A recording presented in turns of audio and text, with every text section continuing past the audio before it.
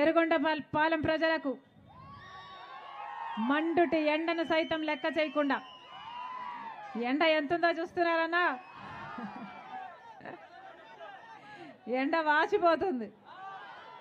మండుటి ఎండను సైతం లెక్క చేయకుండా ఆ సూర్యున్నే ఎదిరించి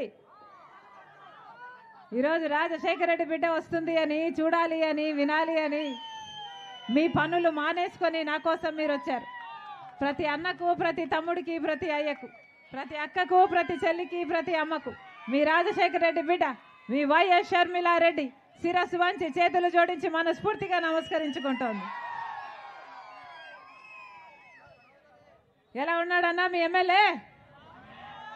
ఆయనకే బాగానే ఉంటాడు.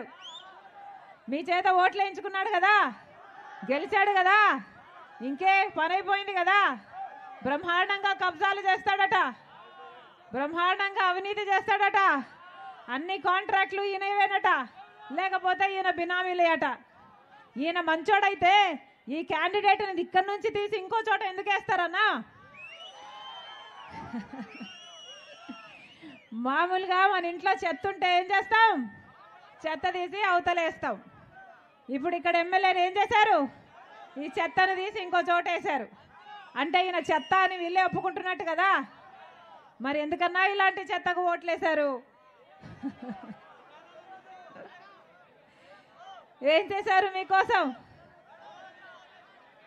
జగన్మోహన్ రెడ్డి గారికి ఓట్లేస్తే మన రాష్ట్రం బాగుపడుతుంది అనుకున్నాం, అవునా? ఎర్రగొండపాలెం బాగుపడుతుంది అనుకున్నాం, అవునా? ఏమైందన్నా? కనీసం వెలుగొండ ప్రాజెక్టు పూర్తయిందా? రాజశేఖర రెడ్డి గారు వెలుగొండ ప్రాజెక్టును తలపెట్టారు. 4,50,000 ఎకరాలకు నీళ్ళిచ్చే ప్రాజెక్టు, 15 లక్షల మందికి తాగునీరిచ్చే ప్రాజెక్టు.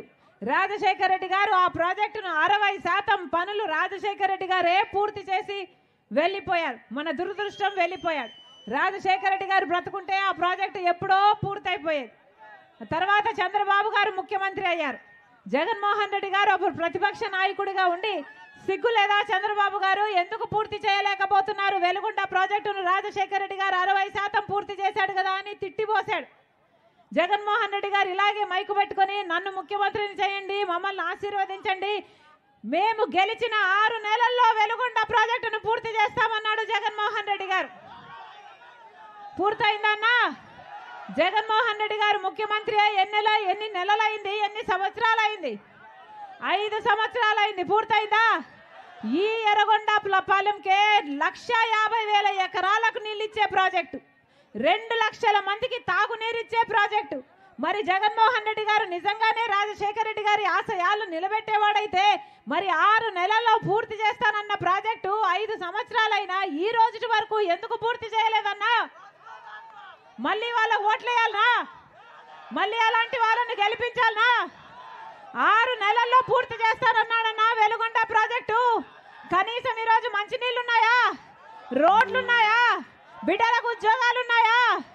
మరి ఎందుకు వేయాలన్నా వీళ్ళకు ఓట్లు? 6 నెలల్లో పూర్తి చేస్తారన్న వెలుగొండ ప్రాజెక్టు ఒక్క తట్టెడు మట్టి తీసిపోయలేదు, ఒక్క ఇటుక మళ్ళీ పెట్టలేదు. 5 సంవత్సరాలు పూర్తయింది. మరి ఏం చేసినట్టు? 5 సంవత్సరాలు గుడ్డి గుర్రాలకు పళ్ళు దోమారా? గాడిదలు కాసారా? 5 సంవత్సరాలు గడిచేపోయాయే, వెలుగొండ పూర్తవ్వలేదు. కనీసం తాగునీరు లేదు, కనీసం సాగునీరు లేదు, కనీసం వలసలు ఆగేది లేదు. ఎప్పుడన్నా మన ప్రాంతం బాగుపడేది? వీళ్ళ రాజశేఖర రెడ్డి గారి ఆశయాలను నిలబెట్టేది? వీళ్ళు కాదన్నా రాజశేఖర రెడ్డి గారి ఆశయాలను నిలబెట్టేది.